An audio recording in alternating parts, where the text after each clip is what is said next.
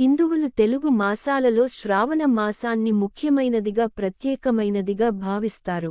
కాగా ఈ మాసంలో స్త్రీలు ప్రత్యేకంగా పూజలు చేస్తూ ఉంటారు. వరలక్ష్మీ వ్రతం, మంగళగౌరీ వ్రతం అంటూ నిర్వహిస్తూ ఉంటారు. శ్రావణమాసంలో వచ్చే మంగళగౌరీ వ్రతం యొక్క విశిష్టత ఏమిటి? ఈ మంగళగౌరీ వ్రతాన్ని ఎలా జరుపుకోవాలో ఇప్పుడు మనం తెలుసుకుందాం.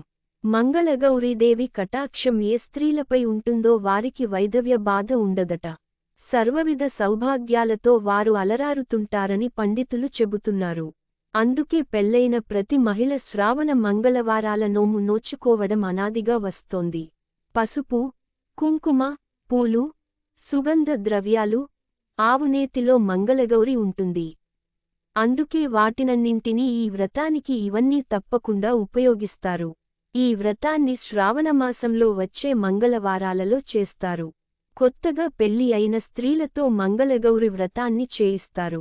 ఈ రోజు ఉదయమే లేచి తలస్నానం చేసి మంగళగౌరి వ్రతానికి కావలసిన పూలు, పళ్ళు, శనగలు, పసుపు, కుంకుమ, తమలపాకులు, వక్కలు మొదలైన సామగ్రిని సమకూర్చుకోవాలి.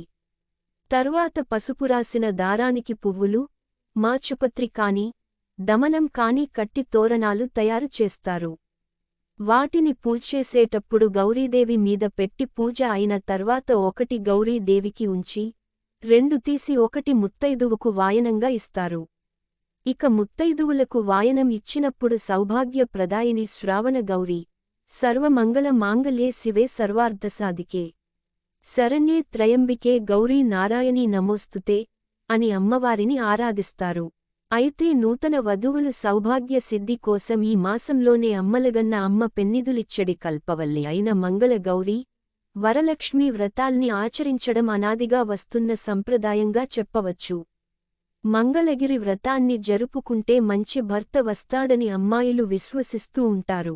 కాగా పరమేశ్వరుని శరీరంలో అర్ధభాగం పొందిన అర్ధనారీశ్వరి. శ్రావణ మంగళవారం గౌరీ పూజ చేసేవారికి సౌభాగ్యం కలుగుతుందని, ఇష్టకామ్యార్థసిద్ధి ప్రాప్తిస్తుందని పురాణాలు చెబుతున్నాయట.